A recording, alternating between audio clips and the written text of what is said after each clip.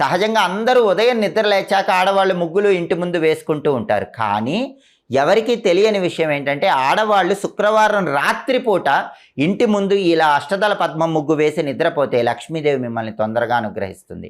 అలాగే ప్రతి పౌర్ణమికి లక్ష్మీదేవి భూలోక సంచారం చేయటానికి వస్తుంది. కాబట్టి పౌర్ణమి రోజు రాత్రి సమయంలో మీ ఇంటి ముందు ముగ్గుండేలాగా చూసుకోండి. ఏ ఇంటి ముందైతే పౌర్ణమి రోజు రాత్రిపూట ముగ్గు ఉంటుందో ఆ ఇంట్లోకి లక్ష్మీదేవి సులభంగా ప్రవేశిస్తుంది, స్థిరలక్ష్మి అనుగ్రహిస్తుంది. అలాగే వారానికి ఒకసారి ఆడవాళ్ళు ఇంటి గుమ్మం ముందు ఆవ నూనెతో దీపం వెలిగించి ఆ తర్వాత నిద్రపోండి.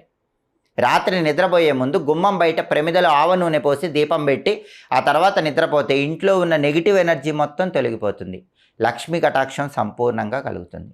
అలాగే ఆడవాళ్ళు తప్పకుండా పూజ గదిలో రాత్రి నిద్రపోయే ముందు ఒక విధి విధానం పాటించాలి. ఆ రోజు పూజ చేసిన పూలుంటే కనుక వాటిని మొత్తం కూడా చక్కగా